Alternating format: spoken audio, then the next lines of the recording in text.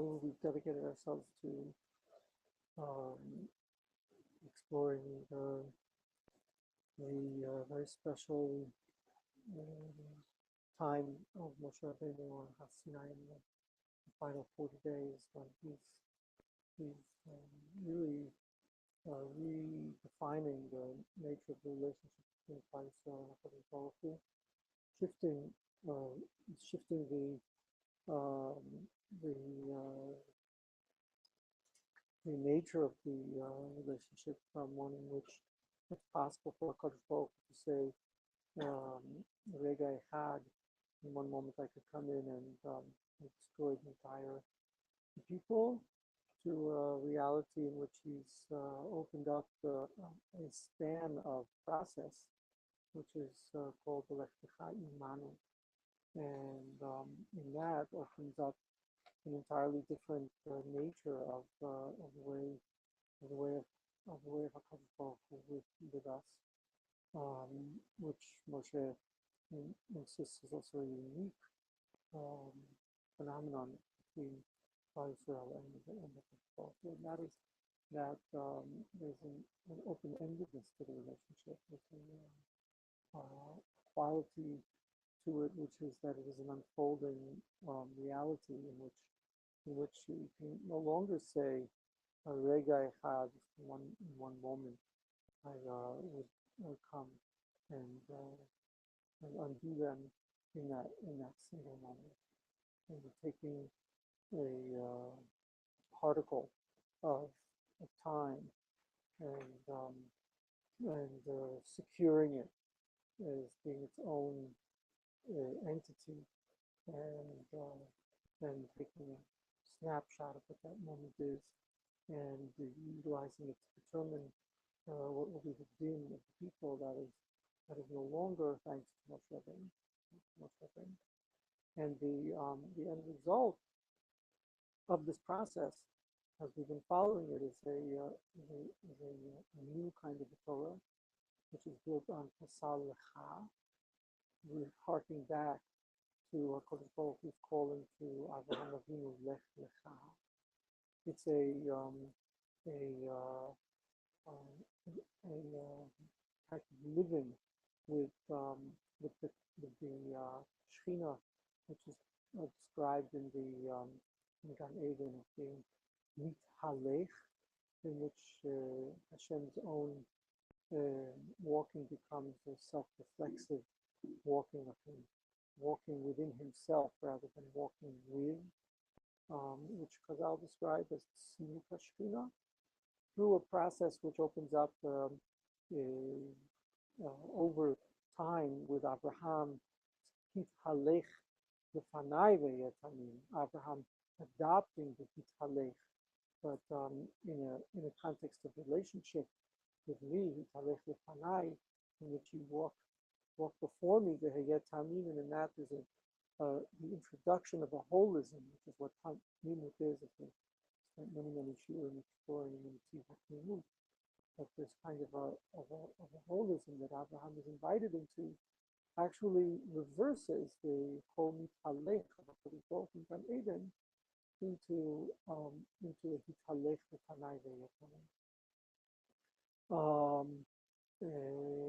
By the way, the Chachamim in the Psikta interpret that mitalech as actually a declaration of the Malachim, saying, look, there's a mate holech there. Mate holech. And didn't you say that he would die in the day? And indeed, on a certain level, he's dead. Death now defining all of man's walking by virtue of having confined his existence into a limited context, a limited reality. So that mitalech has a very eerie feel to it also of mortality, that God's mitalech becomes man's mate-holech. So the breadth of vision, which was Adam HaRishon's, loses its scope, and man, both in his physical reality and in his consciousness, becomes limited and confined. And in that same way, he loses the ability to stand before and with the Shekhinah, which is a reality in which the awareness is so expansive that it enables a vision, which really is a vision, which is called Shekhinah. It's called Shekhinah, that ability to be with the Shekhinah is lost by virtue of that Minei Torah. So there's different levels to that statement, but what's crucial for us is that was the defining moment, which now Moshe Rabbeinu is attempting to repair, and the way he does it is by changing the terms, and creating now a very different kind of a context for that relationship. So that context becomes the one in which there's a joinder, a mutuality, a walking together, a reality which becomes defined in the context of chen, in the context of relay, in the context of salacha, in the context of what we saw last time as bracha, which is this ability to stand outside of and to see HaKadosh Baruch Hu, to say to him in the second person of you, which is in a sense formed by our ability to say Baruch about God, that he has an extension and an addition, which is us in our condition of being able to freely choose how we will walk, and to have enough awareness to know that walking to be in the context of his will and desire, and that we're joined in that. All of these are things that happen really in these days, and the timeliness of it is, of course, that we spent a little really with Moshe Rabbeinu there on on Har Sinai with a couple of in this reformulation, and now we're really at the summit of that hilltop dialogue. Because as we saw in Rashi, right, this is occurring during Elul and has its culmination at Yom Kippur, and in fact, Yom Kippur really is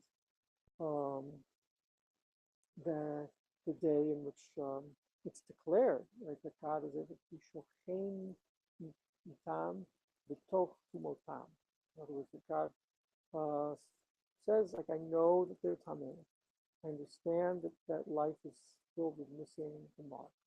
I see that creation can only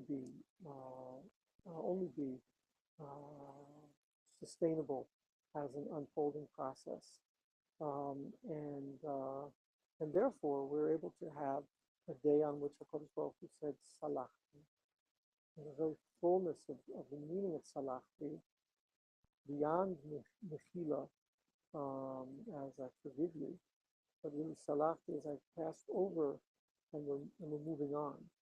Salach, in Hebrew with a tzaddik, means to pass over and to move on. And that moving on is something which HaKadosh Baruch Hu declares to be the new nature of the rebuilt relationship. And so Rashi says that told us that was the day, Yom Kippur, the day on which HaKadosh Baruch Hu Salachti, and that enabled then really not just because he said Salachti, but by introducing this element of Salachti into creation, and making it possible that I won't look at you stuck in the place where we are, but rather I look at you with the eyes of a mutual process unfolding. We're intertangled with each other, both in this growth as a single entity that's unfolding and emerging. That's what empowers us to be able to say Salachti. It empowers us to be able to say Salachti, and I'm passing over that together with you to the other side.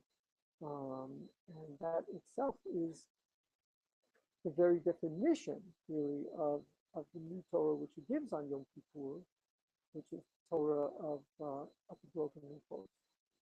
the Torah which rises out of the broken Luchos into a tzalacha, a Torah which then takes into and incorporates within itself the brokenness of the Luchos, as we've explored also in the past, in the beautiful, beautiful mashal of the Maharal.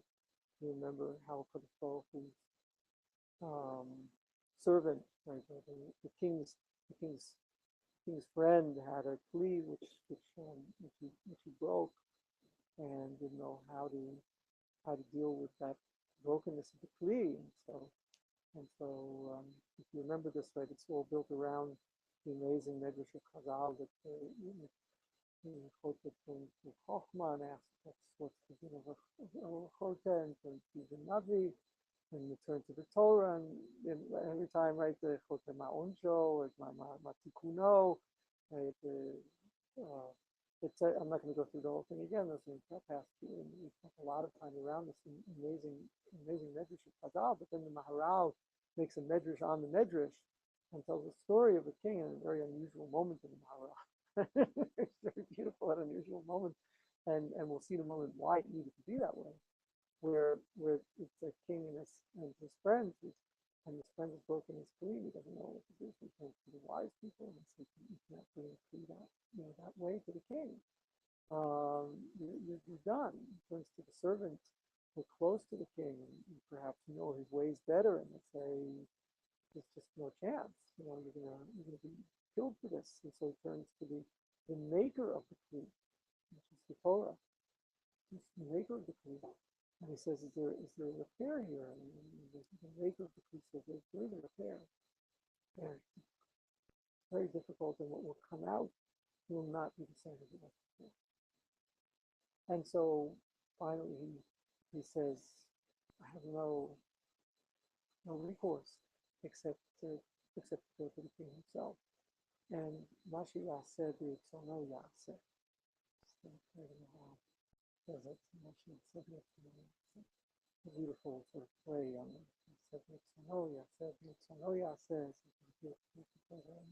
in his language, and he goes into the king and he says, "This is supposed to be," and the king looks at him and he says, "The Ke'ila it's refused to love to work, in fact, to do with the piece that I love to do with."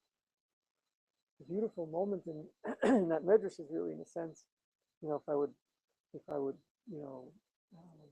dramatize it, So at that moment, the king truly would not be looking at the vessel; he'd be looking into the eyes of the person who brought it to him, because it's a shift. Right? The broken kli is really an image of a shape. So the king is not likely to be saying that it's a kapayim that I love to work, or broken failing. It's what's happened to you in the brokenheartedness that you come with, and the openness to be with my being, as opposed to my ways, as opposed to my teachings, as opposed to my servants, as opposed to my etiquette, as opposed to others. You just come be with me, and that's something that can only happen by virtue of what has happened to you. So there's a shift over in the telling of the story from what is external into the inner life of the man who's brought it to him. And so, in a sense, the second luchos, which are a product of the broken luchos first given, must include them, and that nature and element of reality, which is its heuristic and broken nature, in which there's an aron that's going to be holding both of them as a result of this shift. So we only get to that point by virtue of Moshe Rabbeinu, so to speak, defining the brokenness of the luchos as being part of the building of the subsequent luchos, and defining that whole missing the mark as being crucial and elemental to the possibility of really walking together. It's only because the level of will that was revealed to be close was revealed by virtue of having gone off and hurting about that and desiring a repair. Only because of the you know the not knowing what the king will do, not knowing where this is going, not knowing that enables a much deeper level of relationship of being on a derech as opposed to being in the constraint of a rega. It's the acceptance of the breadth of the process and that all this introduces and makes it possible for there to be a Yom Kippurim in which he lives among us in our impurity, in our brokenness, in our missing. I mean, this is very this has so much richness to it. It's like, and so much harks back to the original creation of man with his dual aspect.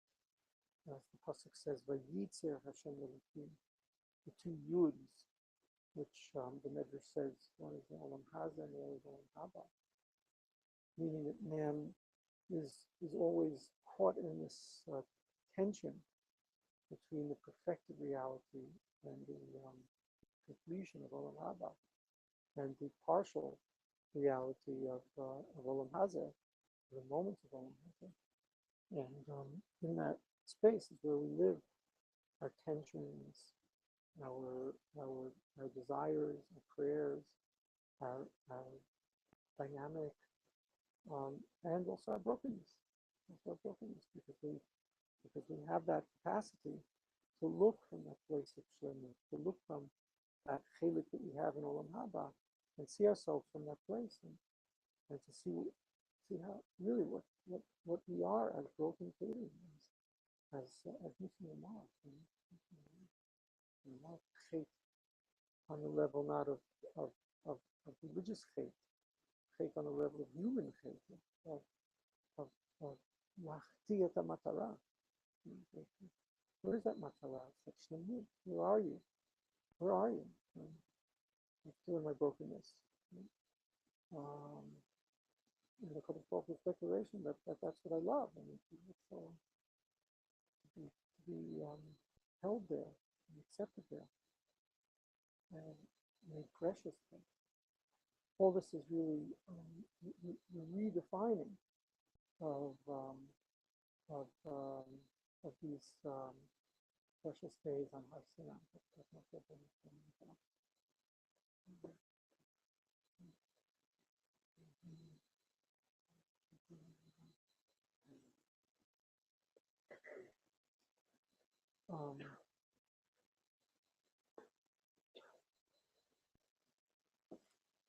And yet, like we pointed out,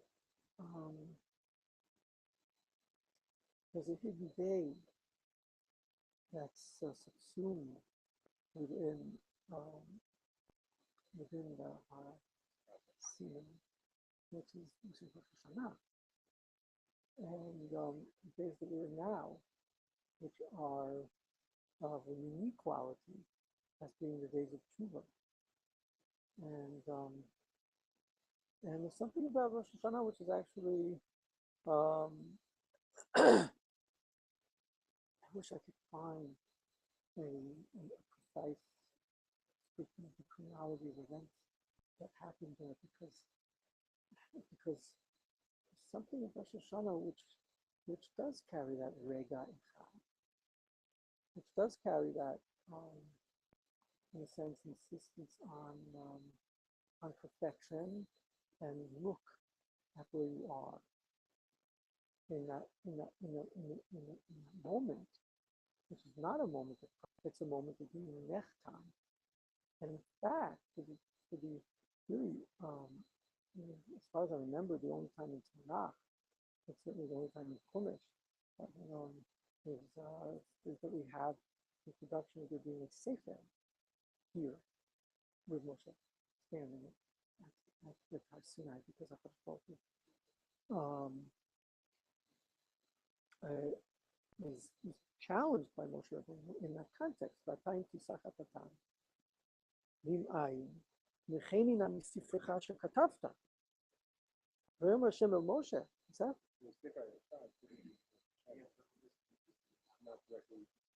Right, but God's book. God's book. Oh yeah, but there are books. There are books.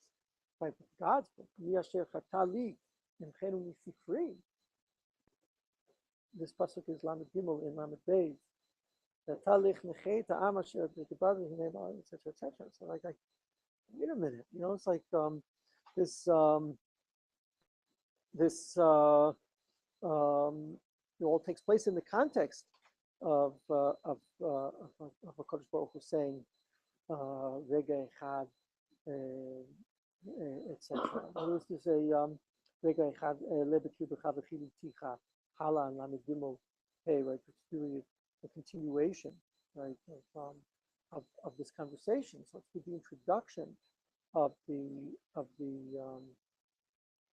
Sefer that we're also we're caught there, and in fact that's the meaning of being written in the Sefer. Right? Now the truth is, right, that we shouldn't be surprised that Rosh Hashanah here is kind of a hidden presence and doesn't really seem to be part of the chronology. And yet we see a remez here, a very real remez to the presence of Rosh Hashanah during the course of this time that Moshe Rabbeinu is there. It's almost as if in response to Rosh Hashanah, and Moshe Rabbeinu needs to declare that that's an impossible reality to sustain. It's almost as if, like, if you read the process this way, and then the Yom Hadin of Rosh Hashanah becomes the problematic, and the solution that's offered over the course of the days of Tshuva is Yom Kippur, and very much is like that. You know, if you read in Hilchos Tshuva, where the Rambam describes in the Chal introduces the whole concept of Rosh Hashanah. He does it in a very particular fashion, like almost catches you off guard. I'm sorry to tell you guys today, but you're listening. I'm sure you read it. Hopefully, what? Just yeah.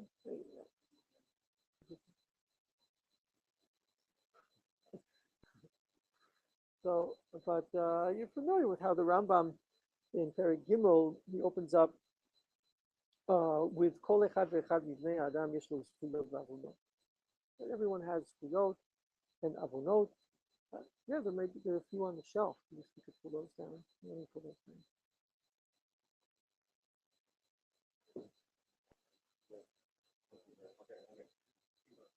Okay, so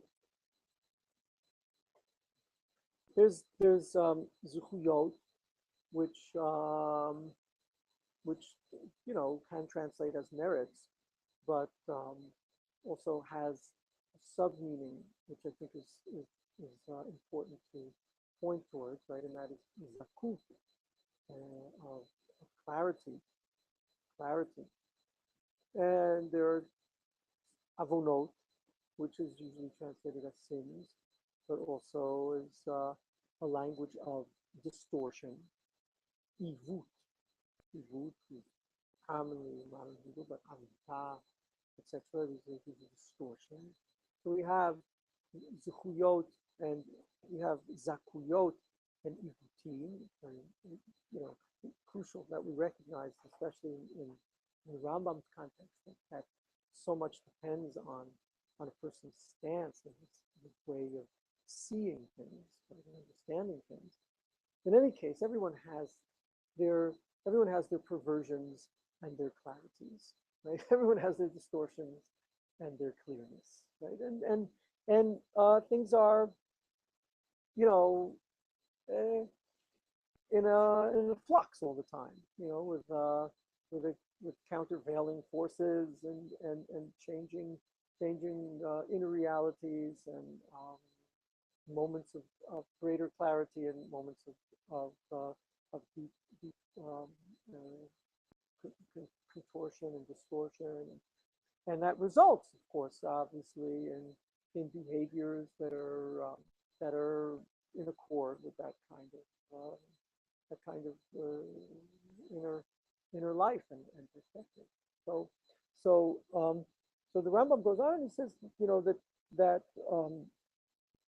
and he says something which is extremely radical, right? And he says that it is a person whose avonot are greater than his kuyot, miyad who make the rishon, immediately dies.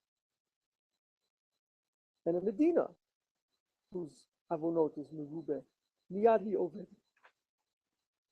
So right now, it's important for us just to recognize this very strong sense of the miyad. This, whatever you'll make of this, and its own exploration of this Ramamina. We've seen some pretty evil countries and events, and they don't seem to immediately disappear.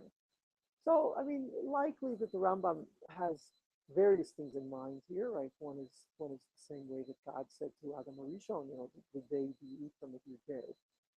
So there's a death that is now embedded into the life that this person is living. It might be that the Rambam is similar to the Tosfot, who was actually talking about a more absolute measure, which is referring to the Olam Haba of this person and what he's going to live with after he's left his body. Is he going to be in his permanent identity a dead or alive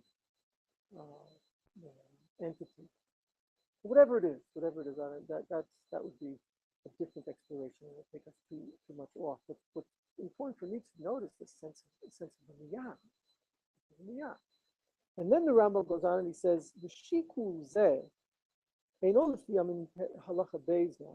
The shikul zeh ain't all lefi minyan hazikuyot v'ha'avono, el lefi gotlan. You should know that these don't have to do with numbers. These have to do with the nature and the quality of it. Yesh zchut shehi keneged kama avonot, v'yesh avon shehu keneged kama zchuyot, ve'ein shoklim ela b'dato shel el dayot, hu ha'yodea heyach orchim hazchuyot keneged avon. And the only way to make the evaluation is if you have the vast perspective of el dayot, of the God of all perspectives, the God of all perspectives, because only He can see the placement of these things in their context, in their system. And so he introduces a word here, right, which is that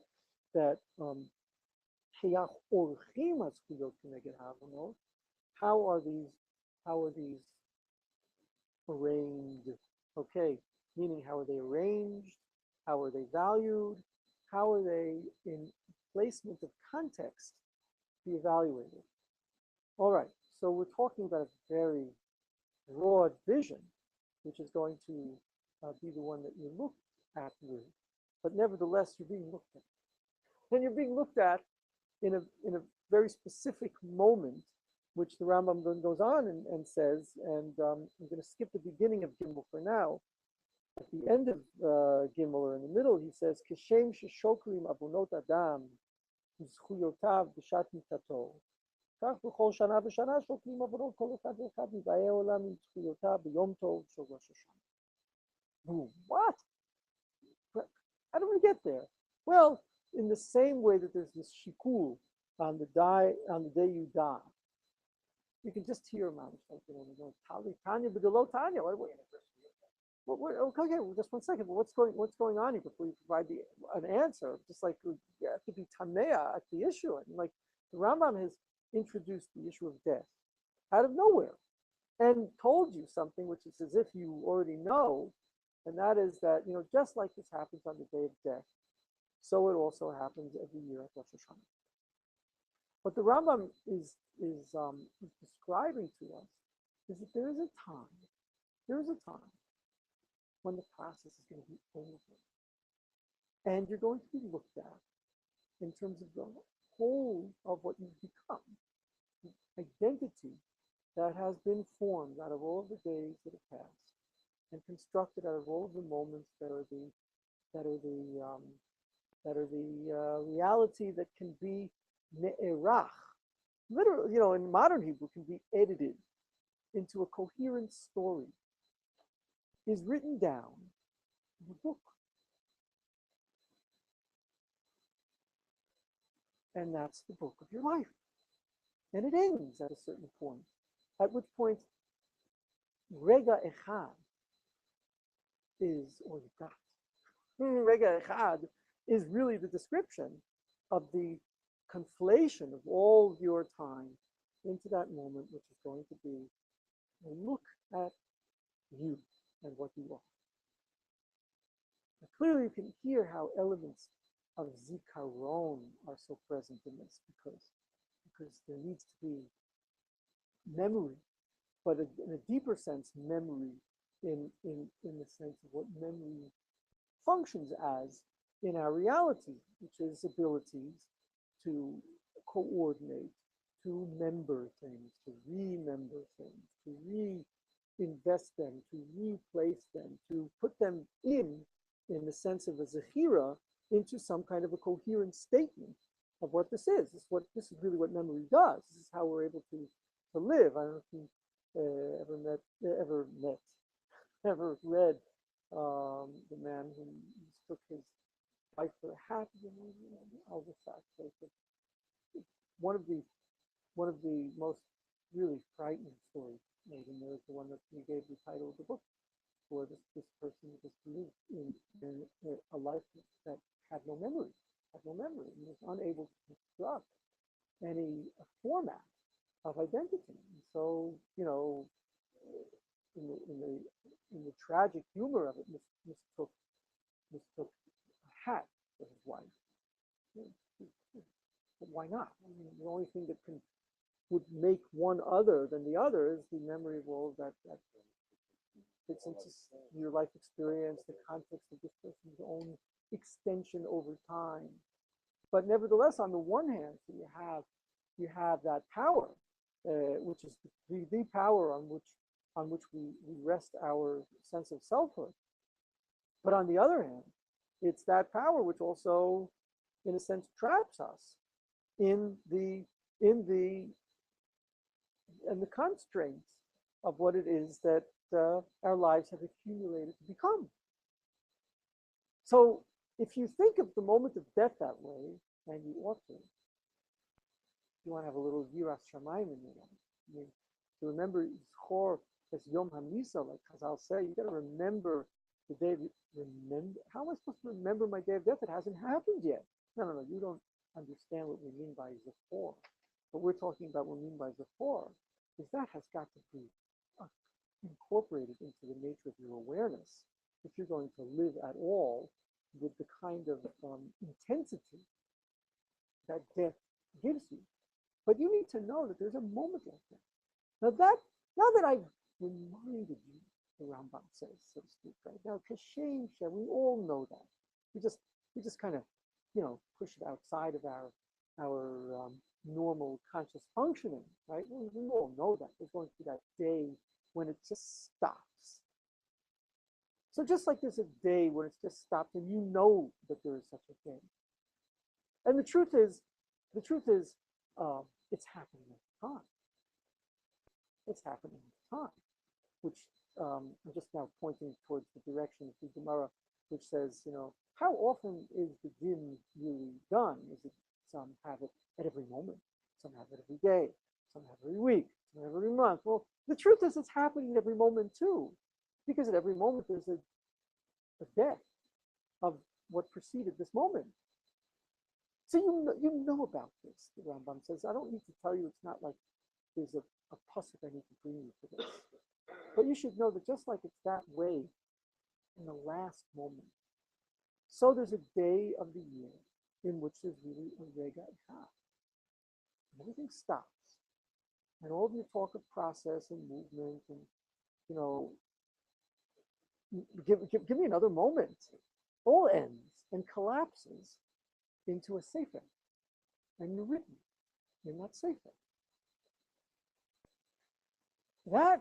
That moment is Rosh Hashanah. That moment, which is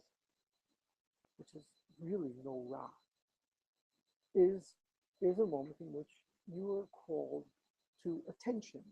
You're called to attention, and this is what the Rambam says is exactly what the shofar is doing. It's calling you to attention. Pay attention. Pay attention. Wake up. Wake up, people who are letting their lives slip by. Bahavle Hazman, which is Zman, which is passing, in which its different parts are not being organized into a coherent statement, but rather each one is just another hot breath. That call is a call which is in the context that we're exploring this year, it is a call to note and to know that whatever accomplishment has been accomplished and will be unfolded and given to us on Yom Kippur does not exempt you from Rosh Hashanah. Rosh Hashanah remains, and even though HaKadosh Baruch Hu declared Rega Echad and Moshe Rabbeinu argued with him, no, it can't be that way anymore, it still is that way. Nothing goes away. It's simply given broader space and expanse of the horizon. But that moment remains there, and that moment arrives every year at Rosh Hashanah. Now, something which is both beautiful and shattering to know about this, right, is that the truth is that Rosh Hashanah really cannot have a mention here in this process. Cannot have a mention, and the reason it can't have a mention is because for the same reason that it's not really mentioned in the Torah either. The only thing that the Torah says is there's a Yom Teruah, there's a day of awakening. What is the quality of that? Well, if you understand about what it means to be mitborer, to wake up to the true I, if you understand that you're being called to particleization, which is what trua is, right? If you understand, that's what the meaning of the word is, right? That is a description of you as you are now particleized. If you are willing to go there, so then you will actually arrive at a place which is a place that is ironically, right, almost contradicting, almost paradoxically, a place which is not in time. Because it's not in time. Time is the movement. Time is the process. Time is all the things we've been speaking of. But there's a time which is not a time. And the time which is not a time is a time which brings us back to before time. And the before time that brings us back to is to Gan Eden, when there was not yet a division of time. By the way, I am sure that this is why Rosh Hashanah comes out of 2 days, because there's no more powerful experience of timeless time than, well, there's no more powerful experience of timeless time than the fact that the night is erased.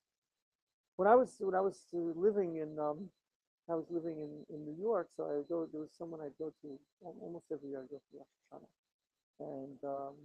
and he had a Masorah from his Rebbe that he never say good night on Rosh Hashanah because it's one day, Yom HaRishon. And I always find that really disturbing. But part of what's disturbing about it is what it's doing is it's shaking up your sense of time. And lahalacha lamaisa, you're familiar with this, right? Lahalacha lamaisa, we play on the no, I'm not talking about that. We play on these two different elements of Rosh Hashanah. On one hand, it's a day in which we're not sure. I mean, is it Rosh Hashanah today or is it not Rosh Hashanah today? It's like so you can't be mechin from the first day to the second day because maybe the first day is actually Yom Tov, the second day is cold. And on the other hand, it's all Yom HaRishon, it's all one day. There's other implications in the halacha. It's like it all becomes shaken. And the reason it becomes shaken is because indeed we're talking about a time which is not a time. A time which is not a time is when it's been taken out of the processes and simply is. So there's a time of being which has a very soft and kind element to it, and there's a time of being in which it can be quite harsh and decisive. So this then is actually Rosh Hashanah drawing us back to a time which is before the processes of history as we know them opened up in exactly the same way that we described that first there was before the eating of the tree, and that eating of the tree is parallel to the egel and the breaking of the loopholes. And then the post that time, exactly, mamash, it's exactly the thing. So there we are, really on Rosh Hashanah in Gan Eden at that flash, which is the eternal flash of a moment which is beyond time. Now, from that perspective, and this is where things get really magnificent in terms of the offering of Rosh Hashanah. From that perspective, you're actually given access to seeing yourself in terms of what you are. That is the opening to the days of Tshuva. Rosh Hashanah is actually a day of Tshuva. And yet, even though Rosh Hashanah is a day of Tshuva, it's the first of the Aseret Yemei Tshuva, there's no mention of Chet, there's no mention of Avon, there's no mention of Slicha. All there is a vision. That vision that you're given is both, in a sense, the vision of what it is that you are, the shikul that's done, and also an awakening to a vision of the depths of what you are, in the deeper sense of all of the power and potential that you hold. It's both. And that is another reason why, in a sense, there needs to be these 2 days. Right? The first is very hard. I don't know if this is your experience, but the first is. The second is much more an opening to potential and possibility, both built around and looking at what is your sefer, what is your book, So, so from the perspective of this opening tshuva, what it's doing for us is actually awarding us the possibility of seeing all of the vast potential of our being, while we also radically contrast it with the harsh reality of what it is that we have built and the book that we are, the book that we've written. Now, when you recognize it that way, so Rosh Hashanah really takes on this dual aspect, which it has. Right? in severe anxiety, and on the other hand, you're in absolute total bliss, and you're commanded to celebrate that joyousness of the day. On one hand, you're hearing these sounds of warning, and on the other hand, you're also hearing them as a call of travel and movement, because Trua, as you know, in the Chumash, is the call to journey. It's the call to journey. In Bahalotcha, where we're told that when you want to gather the camp in, so you do a tkiya, and when you want to send the camp out onto its journey, so you do a trua. So Yom Trua is a calling also to this particleization, but that also has the implication that now you're going to be setting out from the place onto the journey. But you're not forgiven by virtue of that journey. It's not that sense of it that's in Yom Kippur. You're called to. You're called to. It's a calling. It's a very different kind of experience. I hope I'm making myself clear. So yeah, just to hold this. So yeah, go ahead. There's a beautiful image of packing out for a vacation trip. And there's that moment where you gotta have everything. You have to beautiful. Everything, not that that much, right?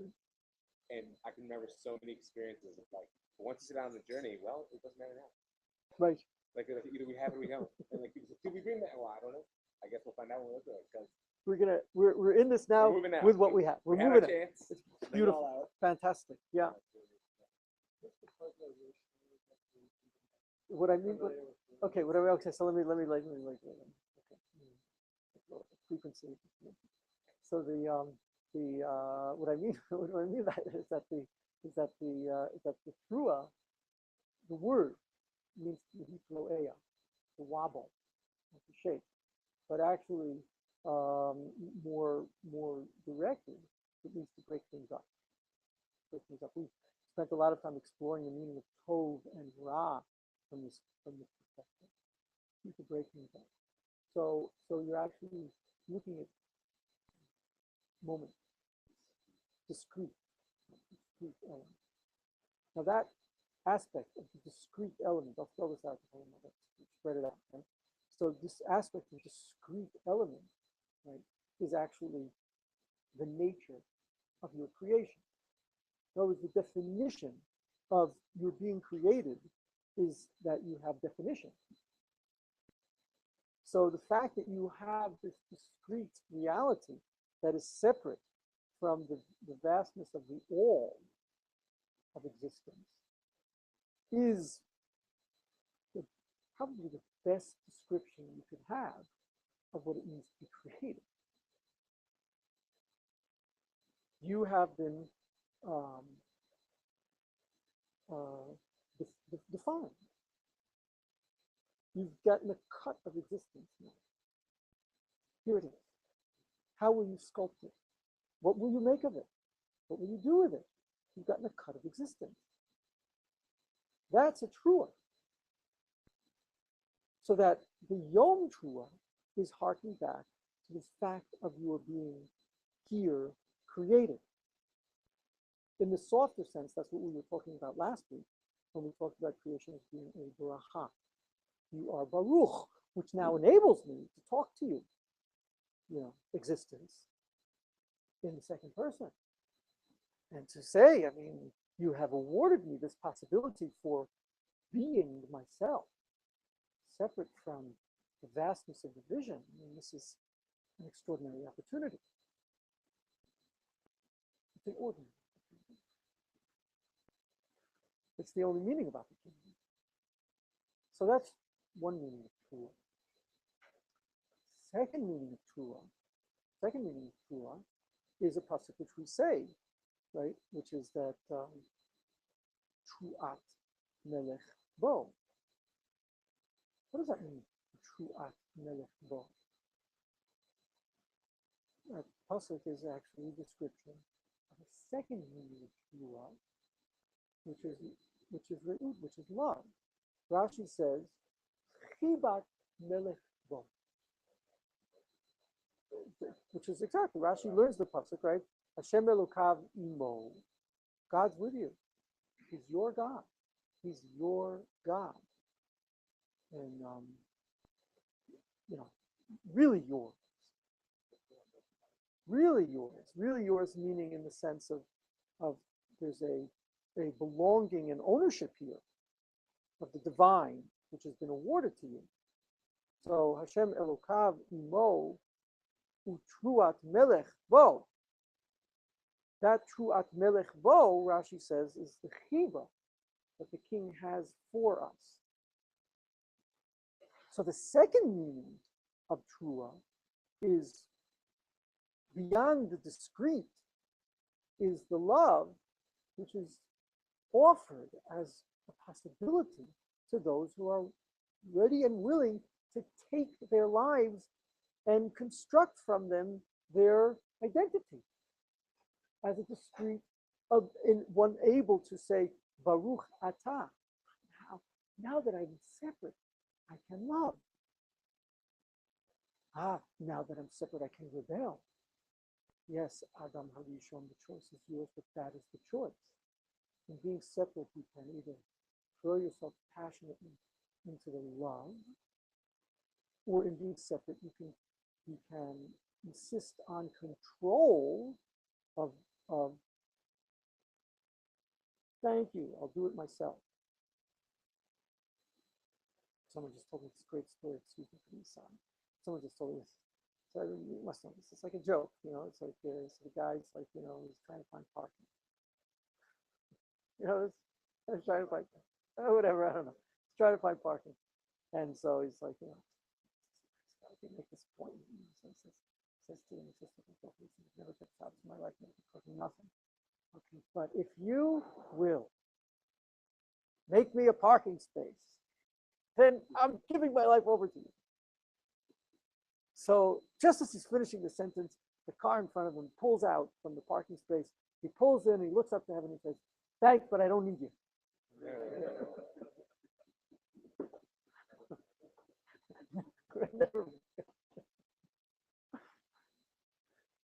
But that's mamish the choice. That's mamish the choice. Because the result of the trua will either be the achila fechadah, an insistence on my perspective, my way, forget you, or it will be love. I'm in this with you together. I'm in this with you together. The re'ut. Third level of trua, if anyone want to be with me with meditations over Rosh Hashanah. Right? So the third level of trua is the revelation through that of your true will, of the ra'ava. The ra'ava that you have. Ra'ava in Aramaic is a will. Ra'ava, the ra'avim, ra'ava, yehei ra'ava, kadama. The will, the joint will that now we join together in. And the final level, the fourth leg, is of course David HaMelech, who says, Hashem wrote me le'etzah, that you're my shepherd. It's all right here. Wait a minute. Where did I go? Where did I think I was going? Nafshi yeshovei, yancheni b'mar b'tzedek, man shelo.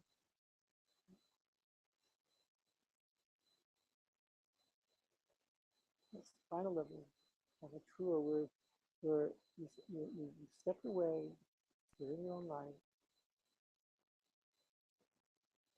you notice God, and it comes with the lovely. You join together in will. Then you realize, actually, he's been my shepherd, right all along, guiding me to the places of the greatest abundance and prosperity. Just open my eyes and see it. Just wake up, have the Havei of Zman, just trying to make my own life without considering the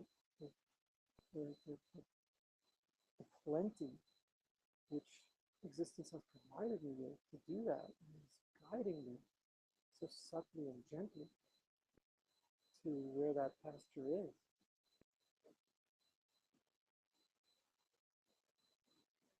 These levels of Yom of Yom Mamish, of Yom Teruah. That's what it's called. It's called Yom Teruah. That's the only name we have in the Torah. Rosh Hashanah, along with the Zichron Teruah, which is the day of the awareness of the Teruah. Call forth these possibilities, but they all rest on your readiness and willingness to have an integrated vision of who you are, what your book is, what's your story, what is your story. I want to say that very deeply, and I think uniquely in terms of Torah. Your story counts. Your story matters. It's not about you getting out of your story. It's about you discovering your story more profoundly, defining your story, making your story. It was, if you remember back in the day when we were learning about Pesach as being the ability to be mesaper a sipur, to tell a story, and then to be counting the sphira as a result of that, but to always be counting the sphira from the Shabbat, Mimacharat Shabbat, from the place of your calm being. That being is it's the calm one in which you are aware of yourself as being the one telling the story. But on Rosh Hashanah, we take a look at what that story is. And that's why, in a sense, they are antipodes, the first head and the second head, right, of the years. Because here we're in the thick of it. But exactly, we're perfect. We're editing. We're editing. What have you edited the story? What's the coherence of the story? Yes, you were totally free. I'm still on Pesach. Totally free. Tell the story. But now you've told the story. You've told the story. What is the story? Well, that's exactly what happens. So now the beauty of this, right? The beauty of this is that as you stand with this vision, and it is a vision. It's a vision of perfection. It's a vision of possibility. It's a vision of all the potential of creation before history began to unfold. So you're both at the tail end, so to speak, of what it is that you have become and you're looked at. And also you're at the head of what you can possibly become, because you're able now to have this vast opening in a vision of what all that potential that's embedded in you is. And it shares these two. It's a moment, but it's a moment which has this it's a double-edged moment. That way. It's just so, but that moment is so vast, and that's why all the tefillos are interested in awakening us to that. I mean, oh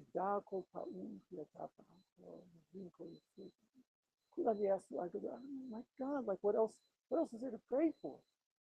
What else is there to pray for? And I had like a conversation with someone at my table. What are we praying for? Everyone will know God. I mean, just take a look at Daesh, the Islamic State. Is this what we want? So they know God. Don't they know God? I mean, the bloodiest, most vicious people in the world know God. So we want everyone to know God? And what the?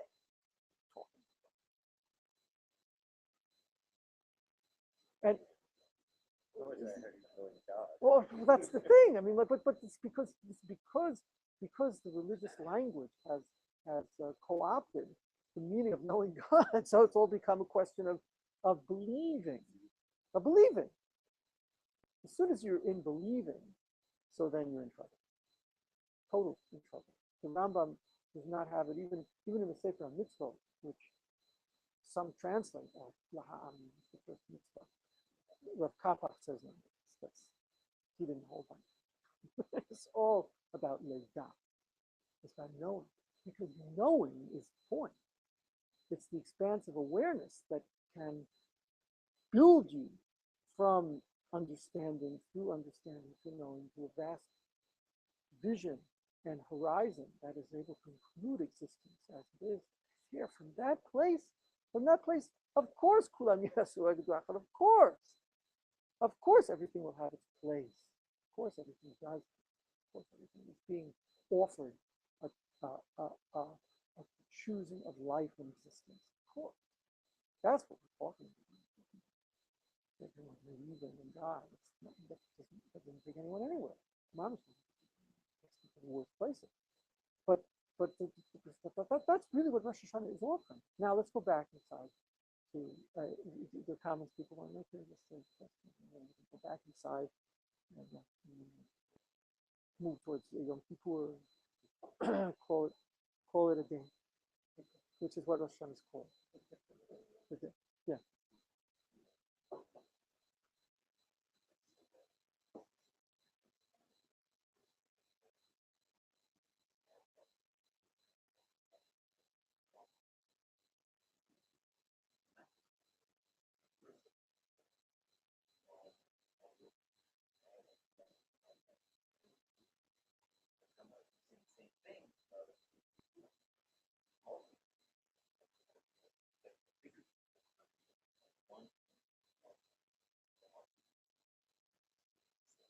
Right.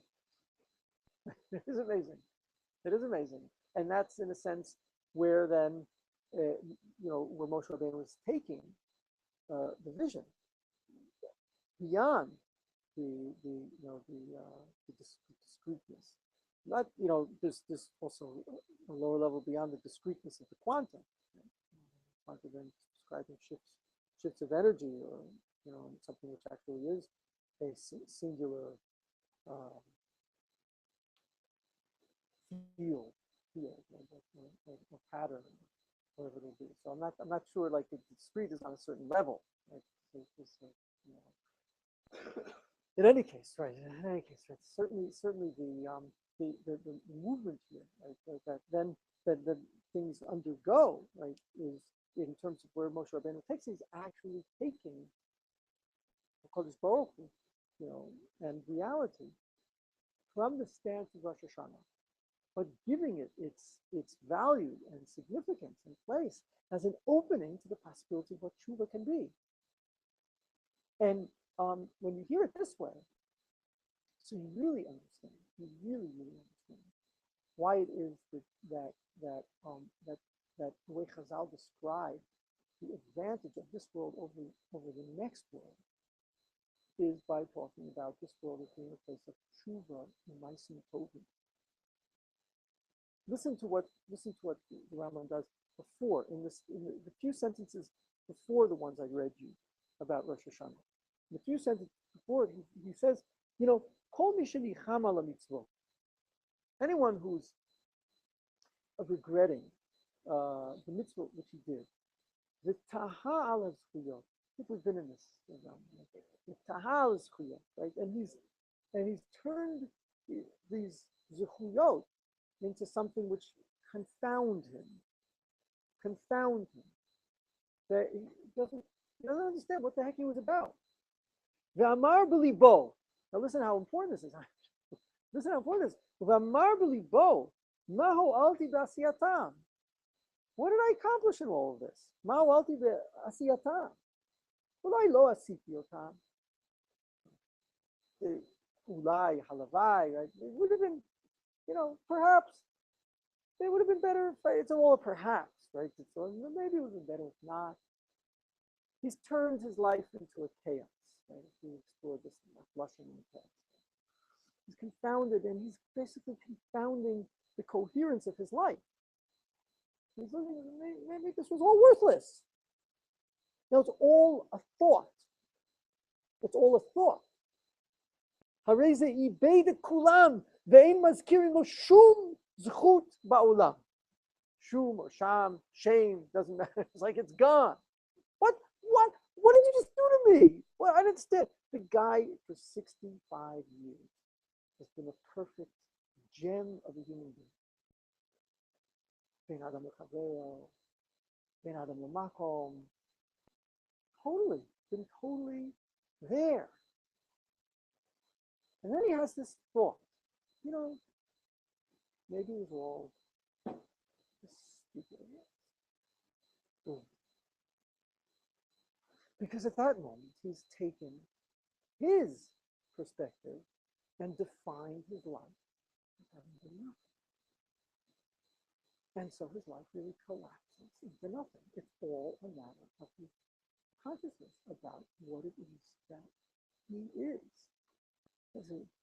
This is the line around Rambam right before he talks about Kashem Sheshoklim Avonot Adam L'Zkuyot HaBishat Mitato B'chol Shana Shoklim Avonot Kol Echad Mi'Bayolam Rosh Hashanah. Note what he's done. He's turned this all into the question of how do you see it? How do you see it? How have you interconnected parts of what you are? Is it all a tohu? Or are you really from the Spirit? It's not what Kadosh Baruch Hu is doing, so to speak, and what the Rambam just did. He just told us about how Kadosh Baruch Hu sees, and it's all a tale they own. It's not. But what he sees depends on the consciousness that you have about the life that you have. And this is really frightening because it really hands us this power. And note how beautifully he reads the pasuk. Shat mitato, excuse me. Ve'en daskir lo shum zchut ba'olam, shenemar v'tzidkat hatzadik, lo tatzilenu b'yom rishon. What? The tzidkus of the tzaddik will not save him on the day of his evil. Wait a minute, this guy didn't do anything. All he did was just change his mind about everything he'd done. That's Yom Rishon. It's extraordinary. And I'll tell you why I think the Rambam knows this, because it doesn't say V'tzidkat hatzadik lo tatzilenu b'rishuto or b'risho. No, it's beyond Rishon. The day of your evil is the context that you define for your life. I can see it.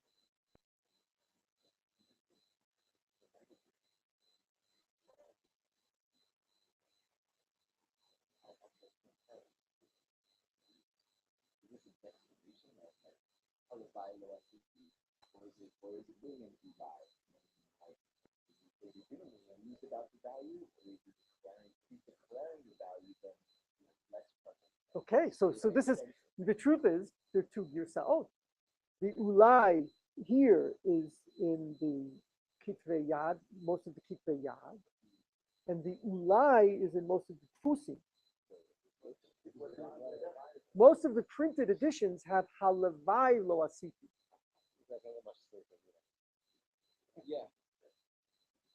Oh, you okay? Okay. Well, okay. How can you not say that? Because the life is not good. Well, maybe.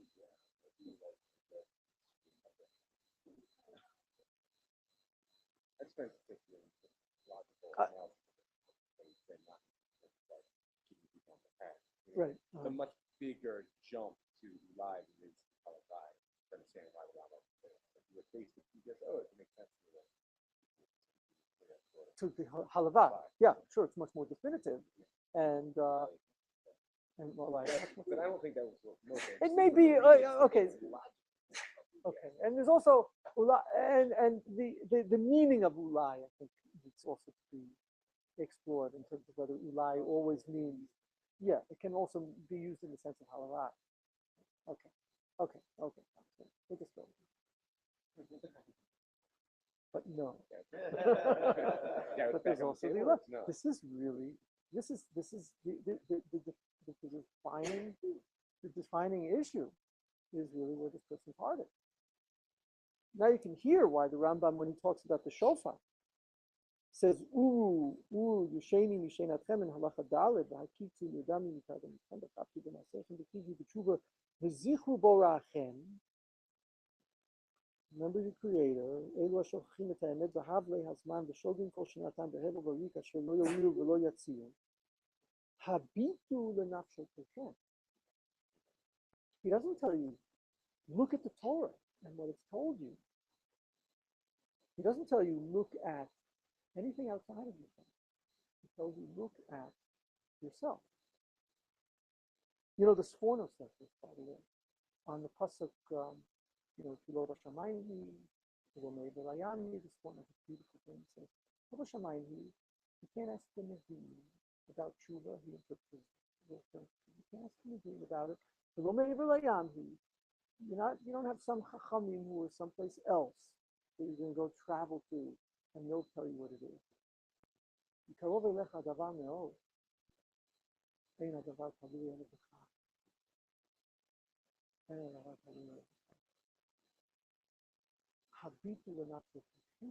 How? How do you define your life? What are you seeing right now, in this moment? So that rega echad remains extant as, in a sense, a point which is outside history. Because it really is a point outside history. It's not part of the developmental. It's a description of the moment. From there, you can see how profoundly now what Moshe Rabbeinu does is really shifts the reality into one which can open up into Yom Kippur. Really shifts it. In the Halo B'Lechecha Imanu, I'll get to it in a second. Halo B'Lechecha Imanu. We are the people which describe the evolution of awareness and consciousness. We are the people which is aware of walking together with a vision that's of the wholeness of what creation can be, and yet deeply and painfully aware of in the brokenness of where it is that we stand. And in the holding of those luchot shlemim and the shivrei haluchot together, we can hold that then enables us to enter into the process of tshuva, which is not the tshuva of Rosh Hashanah, which awards us the vision and the wholeness, but the tshuva which is the tshuva which takes us step by step, looking at how we can correct, how we can reincorporate parts of our lives into the current, and into the current in the double meaning of current, right? Into a movement and a coherence that really will be the story that we want to tell. And you see how the Rambam has said it.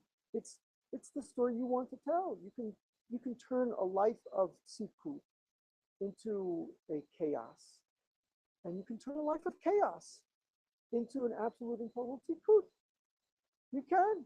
And he brings the other pasuk in the next paragraph, he doesn't bring it here, in which he says that, and the rishut of the Rasha, when he's beyond tzidko, when he changes his vision into a vision of tzedek and tzidkut, he can take all of that broken life and construct it into a vision of perfection. That power of tshuva, which is not that of Rosh Hashanah, is the power of tshuva of the rest of the days of the Aseret Yemei HaTshuvah. That's when we step out away from the Rega Echad and begin to move in the process of we're walking together, we're building something. So first you need to define what it is that your perspective is. That's your act of tshuva. It's all a matter of your perspective. Have you changed it? Have you shifted and defined what it is that you see as integrating your life together? In the same way that tshuva had to come before the creation, as I'll say. Because, and I'm explaining something to you, because there cannot be a creation unless there is an overarching vision of the wholeness of the perspective that will be able to incorporate everything that's going to happen into a direction and purpose and identity. So too, you cannot do the process tshuva of the life history without your having a prior vision of the integration of it all, of where it's going and where it's moving towards. So these days of tshuva can only begin with the Rega Echad. Wait a minute, do you see the picture? of where you are and what can be. You see that? If you do, now you can step in to the days of tshuva, which are the type that is of the broken kli, which is now being constructed by the nature of your consciousness and perspective on who you are and what you are building. That integration is crucial, and why the Mishnah says tshuva u'maisim tovim. You see it, because the maisim tovim don't mean anything unless they're in the context of tshuva. Unless they're in the context of an, you get it? That's what I was headed for. It just took me a long time to get there, but this is so crucial. The maisim tovim are meaningless unless they're preceded by tshuva. What are you doing? What are you building? What are you doing? So you're being Mr. Nice Guy. That's all very fine and good, but marks on a chalkboard that have no interconnecting identity to them, no malchut to them, which is also why Rosh Hashanah is the day of malchut, no zikaron. What are you binding together in this power of zikaron? What is the wholeness of it? If you don't have tshuva and maisim tovim, then you really haven't been in olam hazeh. So you can forget about olam haba, because olam haba is actually, as the Kabbalah shows, right? Olam haba is tshuva. Bina is olam haba, and bina is tshuva. That's your olam haba. Is the definition that you've given the existence that you've been awarded. What have you made of it? What's your psal lecha? What is your lech lecha that I'm able to write my Torah on? So that knowing that is the most powerful opportunity, but it's also the most dreadful, because it's yours. It's yours. It's yours. So the good news is that it's really ultimately Yom Kippur that triumphs. Right? The good news is that if at least you leave it open, right? If you've defined it and decided it, so Rosh Hashanah decides you too, and you're written in Nechta. But if you have defined as good, or if you're still in not the halavai, but the ulai, so then tshuva can change it all. Mamish, tshuva can change it all. It's a shift in how you see it, a shift in what you're doing, a shift in what you're going to make of all those moments.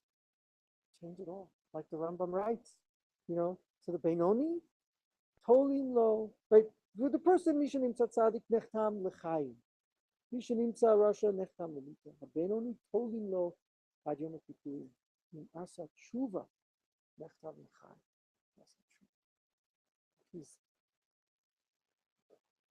This is what Moshe Rabbeinu offers. This is what he achieves really in those moments. He's able to expand vision to Kol Tuvi. The Kol Tuvi, that Kol Tuvi, according to many of the Mefarshim, become expressed in the Yud Gimel Midos HaRacham, which are, I guess, the work we'll leave for next year. We're actually going into those Yud Gimel Midos HaRacham and seeing how they're Kol Tuvi. Seeing Hodieni Nadrachecha as being the chaim, suddenly we're like children in God's eyes. We're in the process, and we're beautiful again. We're full of that. We're full of that preciousness again, and opened up to the Kol Tuvo, which is the Yudhim Midos HaRacham, which describes this is really the way I want to walk with you. This is where I want to walk with you, and this is where we can walk with Him if we wake up. If we wake up.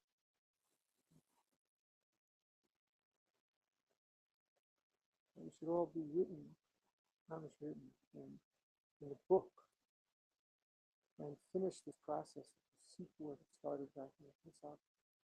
There's a sefer, there's a sefer Chaim, and there's a zocher, there's a training Lechai, Melech Chafetz Lechai, Kopein B'Sefer Chaim, Man Chaf,